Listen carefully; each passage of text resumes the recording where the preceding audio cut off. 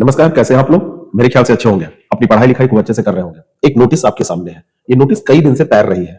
Social media में नोटिसें जब तैरती हैं तो बड़ा भूकंप आ जाता है। चारों तरफ कोर्स दिखने लगते हैं आपको। सोशल मीडिया में जब नोटिस तैरती है तो उसके विभिन्न मायने निकाले जाते हैं। एक नोटिस ये आई।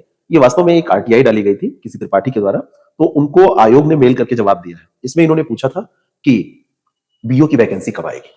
2 साल से इंतजार करते करते आंसड़ियां झाई पड़ी, पंथ निहार निहार, जीवा में छाला पड़ा, बीओ पुकार पुकार, वही वाली स्थिति हो गई है।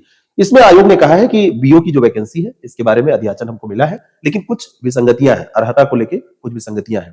तो उनको जैसे ही दूर कर लिया जाएगा, निराकरण के लिए लेटर लिख दिया गया है। तो रिक्तियों का विवरण श्रेणीवार तैयार ना होने के कारण वांछित सूचना अभी दे नहीं है, लेकिन जैसे ही ये सब हो जाएगा तो तुरंत जारी कर दिया जाएगा। और इसी में पीसीएस के बारे में भी बात की गई है कि अभी दे नहीं है, जो भी है।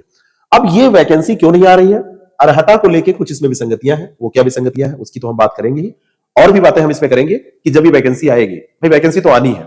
बहुत सारे लोग हमारे पास पहले से तैयारी कर रहे हैं, वो तैयार भी है। कई बार वो ऐसा भी सो भी चुके हैं, सो के जग रहे हैं, तैयारी कर रहे हैं, फिर वैकेंसी नहीं आती, फिर सो जाते हैं। तो क्या पात्रता है, आयु सीमा क्या है, परीक्षा पैटर्न क्या है, सिलेबस क्या है, रणनीति क्या है, 5 से 10 मिनट का समय निकालिए, सब कुछ मैं आपको यहाँ पर बताऊंगा। ठीक है ना? सिलेक्शन नहीं हो जाएगा लेकिन समझ में आ जाएगा। कई लोग सोच रहे होंगे यार ये तो कह रहे 5 मिनट में सिलेक्शन। 5 मिनट में सिलेक्शन कभी नहीं होता है, लेकिन 5 मिनट में समझ में आपको आ जाएगा। यही जो पात्रता या योग्यता है, इसी को लेके कुछ वाद विवाद चल रहा है। इसको निर्धारित नहीं कर पा रहा है शासन कि कैसे इसको किया जाए। तो आयोग फिर कह रहा है कि जब तक निर्धारित नहीं करोगे हम वैकेंसी कैसे निकालेंगे। जब इन्होंने एजुकेशनल क्वालिफिकेशन की इसमें बात की तो एक सिंपल सी बात है कि किसी भी एक्सट्रीम में आप अगर ग्रेजुएट हैं और ग्रेजुएशन के साथ में ग्रेजुएट होते हैं तभी आप बीएड करते हैं। बीएड वही होता है जो ग्रेजुएट होता है। एक दूसरा कोर्स होता है जिसमें ग्रेजुएशन और बीएड नई शिक्षा नीति के तहत होने लगा है। तो अगर आप बीएड किए हुए हैं और ग्रेजुएट हैं तो आप इस फॉर्म को डाल सकते हैं, या आप सीधे कहें कि आप बीएड किए हुए हैं। लेकिन इसके अलावा इन्होंने एक चीज और दी थी कि अगर ऐसा होता है कि आप बीएड नहीं है तो एलटी डिप्लोमा नाम का एक ट्रेनिंग कॉलेज के द्वारा डिप्लोमा कराया जाता था, अगर वो आपके पास है तब भी आप इसके लिए एलिजिबल है। इसी पे विवाद चल रहा है। एलटी डिप्लोमा यहां पर तो दे दिया, लेकिन एलटी डिप्लोमा बहुत पहले कराया जाता था। ये 2 दशक से ज्यादा के पहले की बात है। तो अब इसके देने का कोई मतलब नहीं है। वो लोग तो इससे परीक्षा से बाहर हो गए, क्योंकि आयु सीमा की अभी हम बात करेंगे तो आपको बताएंगे कि 40 साल 45 साल, कुछ कंडीशन में और ज्यादा है, वो भी मैं चर्चा करूंगा। तो इसका कोई मतलब नहीं। और यही चीज नीचे भी लिखी हुई है कि यही अदर स्टेट के द्वारा भी किया जाए तो इसको मान्यता है। अब इसी में विवाद होता है। यूपी में बंद है, अदर स्टेट से कोई करके आए और वो इसमें पार्टिसिपेट करे तो यहाँ वाले विरोध करेंगे ही। तो ये सब विवाद है। खैर ये शासन का काम है, जैसे वो विवाद निपटेंगे आयोग वैकेंसी जारी कर देगा। इसकी तैयारी वो लोग कर सकते हैं जो फिलहाल अभी बीएड किए हुए हैं, जो बिल्कुल स्पष्ट बात है। बाकी जो शासन फाइनल करेगा वो योग्यता आ जाएगी। आयु सीमा की अगर हम बात करें तो 40 साल अधिकतम उम्र और 21 साल न्यूनतम उम्र, यानी कि 21 से 40 के बीच में इसमें लोग फॉर्म डाल सकते हैं। ये वर्ष की बात हो रही है, महीने मत समझ लीजिएगा। ठीक है। अब इसमें कुछ छूट भी मिलती है, जैसे कोई एससी है कैंडिडेट है, कोई एसटी कैंडिडेट है, ओबीसी कैंडिडेट है, स्किल्ड प्लेयर है, या स्टेट गवर्नमेंट में एम्प्लॉई है। इसके साथ में इन्होंने टीचर और बेसिक शिक्षा का स्टाफ, जो भी बेसिक शिक्षा परिषद के टीचर हैं, उनके बारे में बात की है। तो ये सारे लोग और एडेड माध्यमिक विद्यालय के जो टीचर हैं, उन सारे लोगों को 5 साल की छूट दी जाती है। यानी कि अगर ये 45 साल के भी हो जाते हैं तो इनको फॉर्म डालने का मौका दिया जाएगा। एक्स आर्मी जो रिटायर्ड वहां के लोग हैं, इनको भी रिजर्वेशन दिया जाता है, इनको भी छूट मिलती है। और जो दिव्यांग जन है, दिव्यांग जनों के लिए 55 साल तक की ये छूट होती है कि 55 साल तक वो फॉर्म डाल सकते हैं। यहां पर आप देख सकते हैं, ये बात पूरी यहां पर की गई है। ठीक है। तो ये सारी जो छूटों का प्रावधान किया गया है पीएच के बारे में या कौन, ये आप ध्यान रख के अपने हिसाब से आप निर्धारित कर सकते हैं कि कौन पात्र है। अब बात आती है परीक्षा पैटर्न की। इसको जानने से परीक्षा नहीं पास होगी। यहां पे परीक्षा पैटर्न आपको देखना होगा। अगर हम परीक्षा पैटर्न की बात करें तो बहुत ही सामान्य सी ये परीक्षा है। बीओ का एग्जाम पैटर्न अगर हम देखें तो एग्जाम पैटर्न में आपको 2 लेवल की ये परीक्षा मिलेगी। पहला लेवल इसका प्रिलिमिनरी एग्जामिनेशन है, जिसको आप प्रीलिम्स के नाम से जानते हैं, और दूसरा लेवल है मेन एग्जामिनेशन। जब आप प्री पास करते हैं तो मेन एग्जामिनेशन में पार्टिसिपेट करते हैं। ये केवल आप स्क्रीनिंग परीक्षा मान सकते हैं, क्वालिफाई करना होता है, और इसके बाद में मेन एग्जाम देने का आपको अवसर मिलता है। और यहां से बनती है भैया मेरिट, और इसी पर होता है आपका चुनाव। इंटरव्यू इसमें होता नहीं है। तो कई लोग सोचते हैं कि ये बड़ा आसान है, लेकिन रास्ता इतना आसान नहीं है। हाँ, मैं मानता हूं कि सिलेबस बहुत ज्यादा नहीं है, आरओ जैसा कुछ सिलेबस है, कुछ पैटर्न इसके चेंज है, लेकिन कैसे इसको क्रैक कर सकते हैं, इसको अगर हम देखें तो सबसे पहले हमको समझना पड़ेगा कि प्रीलिम्स एग्जाम में कैसे कैसे क्या होता है, कितने प्रश्न पूछे जाते हैं, और प्रीलिम्स एग्जाम कैसे आप पास कर सकते हैं। प्रीलिम्स एग्जाम की अगर हम बात करें तो प्रीलिम्स एग्जाम का जो सिलेबस है उसको तो हम देखेंगे ही। इसमें केवल आपसे जीएस पूछा जाता है। जीएस में आपसे 120 क्वेश्चंस पूछे जाते हैं। ये प्रत्येक जो क्वेश्चंस होते हैं ये 2.5 मार्क्स के होते हैं। टोटल 300 मार्क्स का आपका पेपर होता है और इसमें जो कट ऑफ जाता है, अगर पिछले बार की 2019 के कट ऑफ की बात करें तो 60 क्वेश्चन के आसपास इसमें सिलेक्शन हो गया था, बाकी कैटेगरी वाइज अलग अलग कट ऑफ गया था। लेकिन आप ये मान के चलिएगा, कभी भी जब कोई भी एग्जाम दीजिए तो 70% के लगभग स्कोर करने की कोशिश आपको करनी चाहिए। केवल यहां पर जो पूछा जाता है वो एमसीक्यू पूछा जाता है, एक ही पेपर होता है, तो पूरा जोर आपको जीएस में लगाना पड़ेगा, अलग कोई आप सुधार नहीं कर सकते, तो जीएस के आधार पर ही यहां पर का सिलेक्शन हो जाता है। अब अगर आप देखें कि इसका सिलेबस क्या है, तो जो इसका प्रारंभिक परीक्षा का सिलेबस है वही इसका मुख्य परीक्षा का सिलेबस है, ये सबसे खास बात है। लेकिन पैटर्न में अंतर होता है। यहां पर मैंने जो मुख्य परीक्षा का सिलेबस जीएस का रखा है सामान्य अध्ययन का, वही सिलेबस आपका प्रारंभिक परीक्षा का है। भारतीय कृषि, भारतीय राज्य व्यवस्था, भारत का इतिहास, भारत का भूगोल, भारतीय अर्थव्यवस्था, भारतीय राष्ट्रीय आंदोलन, भारतीय संस्कृति, अंतरराष्ट्रीय मामले, संस्थान, शिक्षा के क्षेत्र में हालिया विकास, ये एक अलग से है जो पीसीएस और आरओसी इसको अलग करता है। विज्ञान, प्रौद्योगिकी, संचार और अंतरिक्ष क्षेत्र में विकास, वर्तमान राष्ट्रीय मुक्त और सामाजिक प्रासंगिकता के विषय, भारत और विश्व, उत्तर प्रदेश की संस्कृति, कृषि, रहन सहन, उद्योग, व्यापार और सामाजिक परंपराओं के बारे में विशिष्ट ज्ञान, और कक्षा 10वीं तक की प्रारंभिक गणित, अंकगणित, बीजगणित और ज्यामिति, ये इसमें आपसे पूछी जाती है। यानी कि 120 क्वेश्चन जो आपसे पूछे जाएंगे, ये क्वेश्चन इन्हीं सिलेबस से पूछे जाएंगे। आगे हम बात करेंगे कैसे इस सिलेबस को हम बांट सकते हैं और कैसे बांट के इसकी पढ़ाई कर सकते हैं, लेकिन ये अगले वीडियो में हम बात करेंगे। जब प्रीलिम्स एग्जाम आप पास कर जाते हैं तो आप पहुंचते हैं मेन एग्जाम में, और मेन एग्जाम का जो पैटर्न है इसमें देखिए, मेन एग्जाम में आपके 2 पेपर होते हैं और इन दोनों पेपर को आपको पास करना पड़ता है। मुख्य परीक्षा के पैटर्न की अगर हम सबसे पहले बात करें तो सबसे पहले यहां पर आपको एक पेपर देना होगा जीएस का। सबसे पहले आप इसको समझिए, मेन एग्जाम जो है, मेन एग्जाम में एक पेपर आपका होगा जीएस का और एक दूसरा पेपर यहां पर आपका होगा हिंदी और निबंध का। ये 2 पेपर आपके यहां पर होते हैं।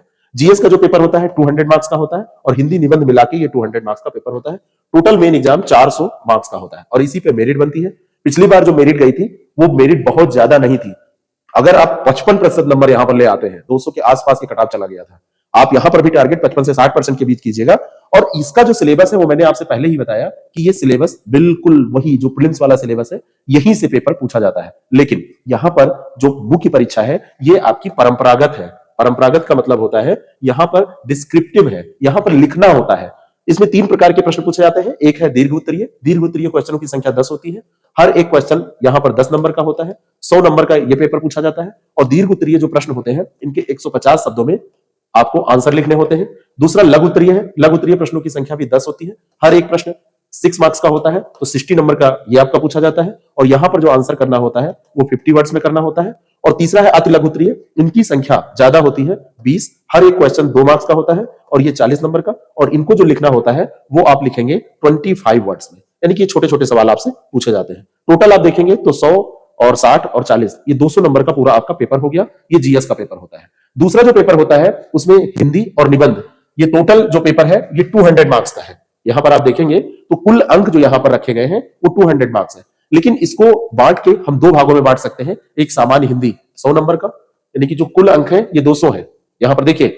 और यहां पर जो आपका जो पेपर है ये 50 अंक का ये 2 निबंध हो गया और 100 मार्क्स की आपकी हिंदी पूछी जाती है। यहां पर जो हिंदी में प्रश्नों की संख्या है कोई ऐसी निश्चित नहीं है, ये गलत यहां पर दिया है, ऐसी निश्चित कोई संख्या नहीं है।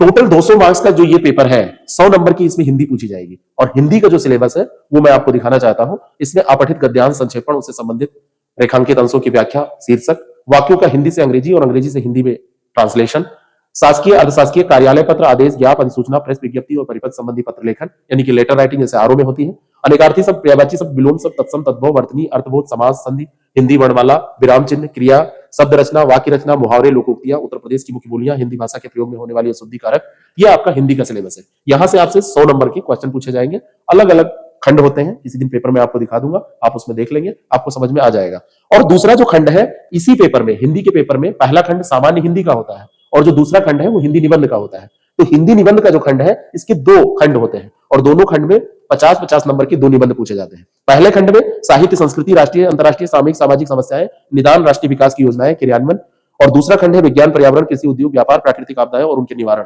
50-50 नंबर के 2 खंड, 2 निबंध आपसे पूछे जाते हैं। तो ये पूरा 200 नंबर का पेपर, लेकिन 100 नंबर का यहां पर निबंध और 100 नंबर की हिंदी।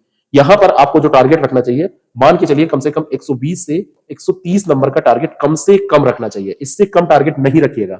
बाकी जितना आप ज्यादा ला सकते हैं उतना आपके लिए अच्छा होगा, लेकिन टारगेट कभी भी 65 से 70% से कम रखिएगा ही नहीं।